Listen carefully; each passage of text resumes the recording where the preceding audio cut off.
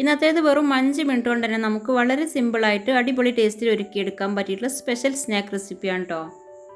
അപ്പോൾ ഇതിനായിട്ട് നമ്മുടെ വീട്ടിൽ എപ്പോഴും ഉണ്ടാകുന്ന ചേരുവകൾ മാത്രം തന്നെ മതിയാവുകയും ചെയ്യും. അപ്പോൾ ഇതെങ്ങനെയാണ് ഉണ്ടാക്കിയെടുക്കുന്നതെന്ന് നോക്കാം. പിന്നെ കുട്ടികൾക്ക് പോലും ഉണ്ടാക്കിയെടുക്കാൻ പറ്റിയ ഈ സ്നാക്ക് കഴിക്കാനാണെങ്കിൽ അടിപൊളി ടേസ്റ്റുമാണ് കേട്ടോ. അപ്പോൾ നമുക്ക് ഈ ടേസ്റ്റി ആയിട്ടുള്ള സ്നാക്ക് ഉണ്ടാക്കിയെടുക്കാനായിട്ട് വെള്ളത്തിൻ്റെ നനവ് ഒട്ടുമില്ലാത്തൊരു ബൗളിലേക്ക് 1 കപ്പ് റവയും, പിന്നെ വറുത്ത റവയായാലും വറുക്കാത്ത റവയായാലും കുഴപ്പമൊന്നുമില്ല കേട്ടോ. പിന്നെ അതിലേക്ക് ഒരു അല്പം ഉപ്പും 1 ടീസ്പൂൺ ഏലക്കാപ്പൊടിയും 2 ടേബിൾ സ്പൂൺ പാൽപ്പൊടിയും, പിന്നെ അതിലേക്ക് മധുരത്തിന് ആവശ്യമായിട്ട് 5 ടേബിൾ സ്പൂൺ പഞ്ചസാരയും. ഞാനിപ്പോൾ ഇതിലേക്ക് 2 ടീസ്പൂൺ പഞ്ചസാര മാത്രമേ ചേർത്ത് കൊടുക്കുന്നുള്ളൂ. കൂടുതലായിട്ട് പഞ്ചസാര ചേർത്ത് കൊടുക്കാൻ താല്പര്യമില്ലാത്തതുകൊണ്ടാണ്.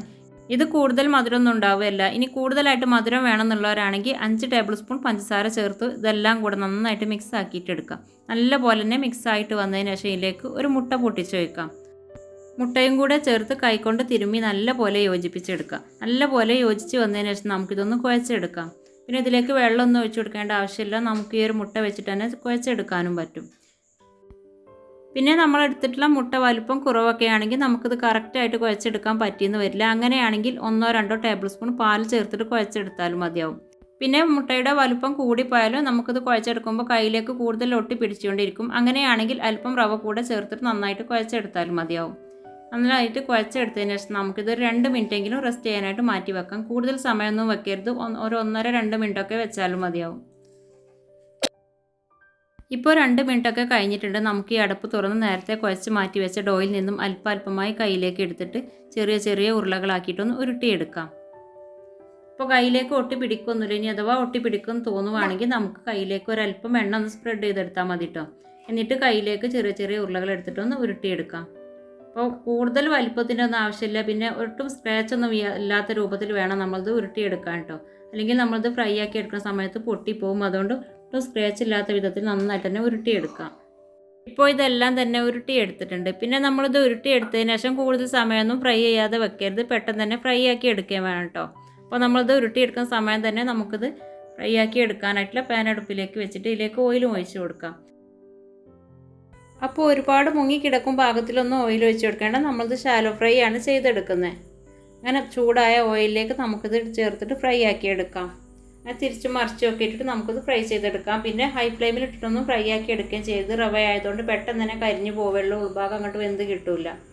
അപ്പോൾ തിരിച്ച് മറിച്ചൊക്കെ ഇട്ടിട്ട് നമുക്കിത് ഫ്രൈ ആക്കിയിട്ട് എടുക്കാം. അപ്പോൾ പെട്ടെന്ന് തന്നെ ഫ്രൈ ആയിട്ടൊക്കെ കിട്ടും. ലോ ഫ്ലെയിമിൽ വെച്ചിട്ട് മാത്രം ഫ്രൈ ആക്കിയിട്ട് എടുത്താലും മതി. അപ്പോൾ ഈ ഉൾഭാഗമൊക്കെ നല്ല പോലെ വെന്തിട്ട് കിട്ടുള്ളൂ. ഫ്രൈ ആക്കി എടുക്കാനായിട്ട് ഞാനിപ്പോൾ ഇത് മുഴുവനായിട്ടും ഓയിലിലേക്ക് ചേർത്ത് കൊടുത്തിട്ടില്ല. 2 ബാച്ചായിട്ടാണ് ഫ്രൈ ആക്കി എടുക്കുന്നത്.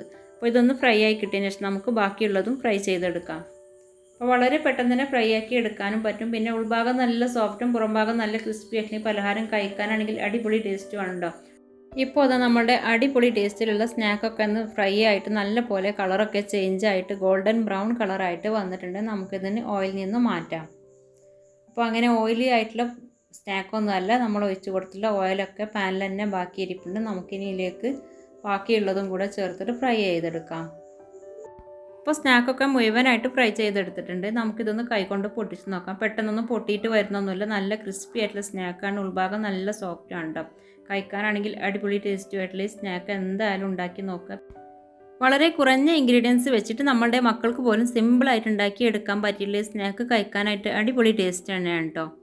അപ്പോൾ തീർച്ചയായും വീഡിയോ കണ്ട് ഇതുപോലെ ഒന്ന് ഉണ്ടാക്കി നോക്കുക. എന്നിട്ട് നിങ്ങളുടെ അഭിപ്രായങ്ങളൊക്കെ ഒന്ന് കമൻറ്റായിട്ട് അറിയിക്കുകയും ചെയ്യാം. പിന്നെ എന്നും പറയുന്ന പോലെ തന്നെ ആരെങ്കിലും ഒക്കെ പുതുതായിട്ട് ചാനൽ സബ്സ്ക്രൈബ് ചെയ്യാതെ വീഡിയോ കാണുന്നവരുണ്ടെങ്കിൽ പ്ലീസ് ഒന്ന് ചാനൽ സബ്സ്ക്രൈബ് ചെയ്ത് സപ്പോർട്ട് ചെയ്യുക. അപ്പോൾ ഓക്കെ, ഇൻഷാ അല്ലാഹ് ഇനി നമുക്ക് അടുത്ത മറ്റൊരു റെസിപ്പിയുമായിട്ട് കാണും വരെ ടേക്ക് കെയർ. Bye bye. അസ്സലാമു അലൈക്കും.